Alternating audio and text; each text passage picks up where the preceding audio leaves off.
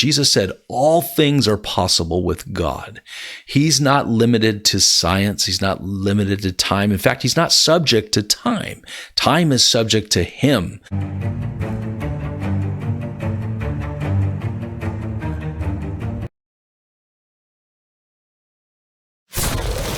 Is Genesis literal? Did God really make heaven and earth in a literal 6 days and then rest on the seventh?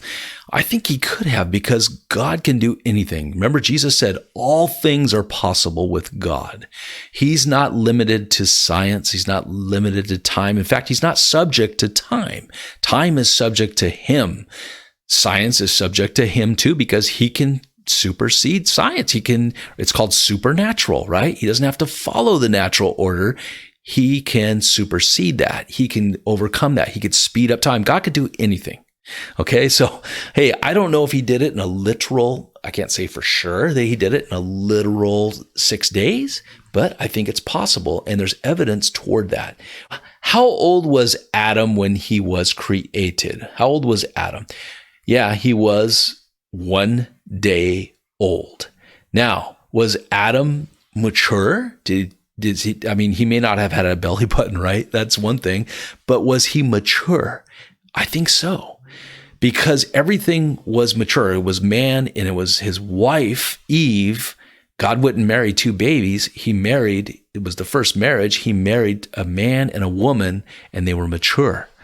Probably in their mid-20s, maybe 30 years old, somewhere in their prime, right? I would imagine this. So God can do anything, and I believe that he made Adam and Eve literally in 1 day. They were made, and they were mature. I think the whole universe was mature, by the way, and there's even evidence toward that. And there's evidence that the trees, which produced fruit, right? There was already fruit there, and the animals and all that, they were all mature. God could have made an aged earth. There's no limits to what God can do. So let's look at this a little more. So the universe is huge and vast, and it seems like for us, it's impossible for God to have created that in an instant. But God can do that. He's not subject to time, you guys. So there's galaxies upon galaxies, and it's just an amazing thing. We're finding more and more of these in our technology that we have today. But here you can see there was a mature earth, I believe, when it was all made. There was fruit, you guys. There was oranges they can take right off the trees. There was pine cones that went down and they spread seed. There's some seeds on trees. They're like little helicopters and they fly around, but only mature trees can do that, right? There's the big, giant, massive redwood trees that were probably there at this size when God created that. Yeah, and I love the redwoods, by the way. I go fishing in Northern California with my dad and my son every year, and it's just an amazing time. But remember this, guys. Remember this.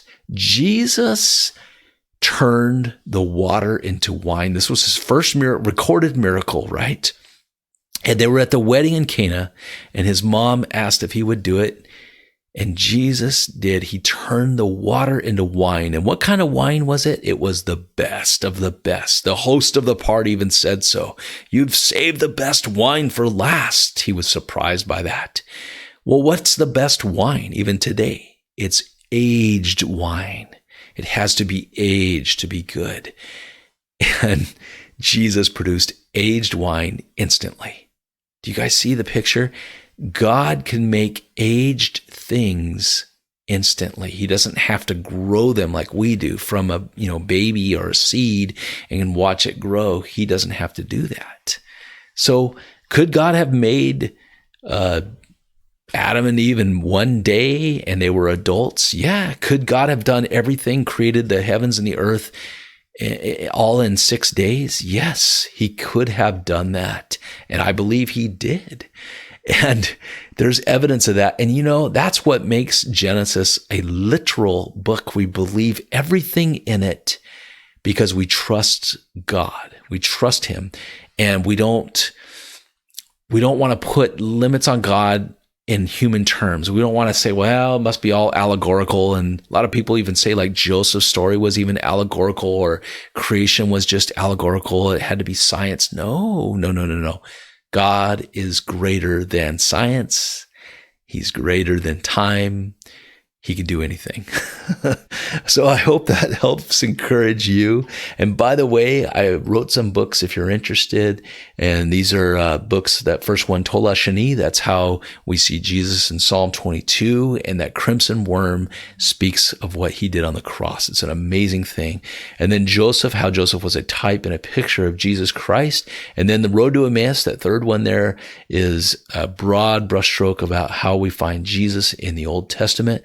And then the same today is a story about my testimony and how God saved me, and there's miracles in it and miraculous things. I think you'll enjoy that. And it's about being born in the Jesus revolution. So it was a great time. I was there for that, guys. So, hey, God bless you. And don't forget to subscribe. You're not going to miss anything. We're doing a series right now called Jesus in the Old Testament. And you do not want to miss that, my friend. God bless you. I love you. I'll see you next time.